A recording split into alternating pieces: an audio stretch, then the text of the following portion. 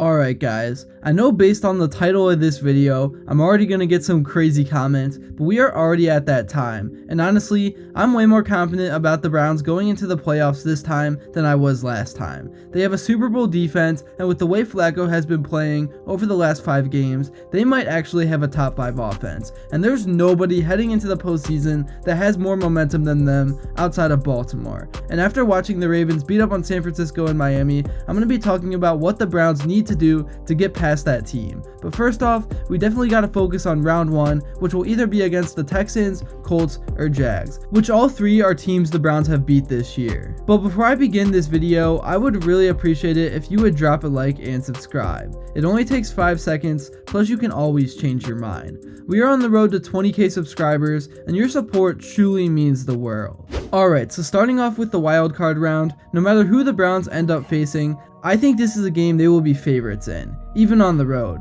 But honestly, they probably won't because the media hates Cleveland, but it's probably best for this team to be an underdog anyways. But yeah, they've already beat up on the Jags, and I don't really believe in Trevor Lawrence anymore. The Colts game could be an interesting one, but they dropped almost 40 points on them with PJ Walker, and the Texans they absolutely shellacked, but they will definitely be a little bit better with CJ Stroud at QB. But anyways, for this video's sake, assuming they handle business and get out of round 1, they would go into Baltimore, and I know all us Brown fans already have the image of Joe Flacco going in there and knocking them out in our heads, and I would love to see the look on Ravens fans' faces if that happened. What I noticed from watching the Ravens over the last few weeks is that you can't give Lamar time to throw in the pocket. He's just too good and has too many ways to beat you. So the defensive line and Myles Garrett is going to have to wreak havoc, and I think a big determination in this game is if the refs decide to call offensive holding, which they haven't all year, because Garrett literally gets held almost every play. But yeah, if the outside of the defensive line can do their best to contain Lamar, then I think the corners can lock down all the playmakers that Baltimore has. Because what I noticed in the Dolphins game is that the secondary was getting torched, and that doesn't happen with this Cleveland defense. I truly believe the Browns have the best secondary in the league, and we all know about Denzel Ward and Martin Emerson, who has broken out this season, but guys like Newsome, Ronnie Hickman, D'Anthony Bell, and so many others have been outstanding.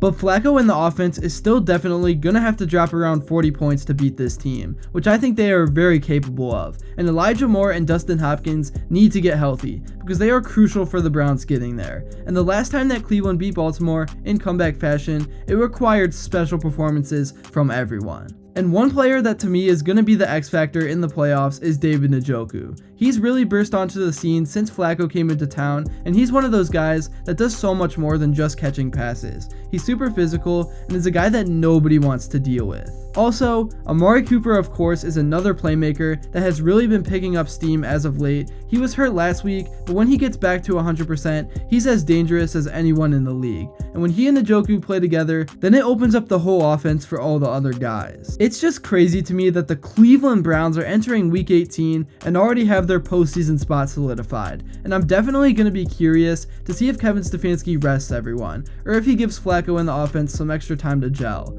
If I were him, I would probably just have all the completely healthy guys out there for 2 to 3 drives, but that's it. And as much as I really wanted this team to get a chance at the 1 seed and a bye, sometimes it's just as good to stay in a rhythm and play that first week of the playoffs, except for the fact that you of course have a chance of losing. That's really all I have to say for this video. Thank you all so much if you made it to this point, and if you enjoyed and haven't yet, please make sure to drop a like and subscribe, because your support truly does mean everything. And we're actually growing pretty fast right now. But until next time, I will see you all later.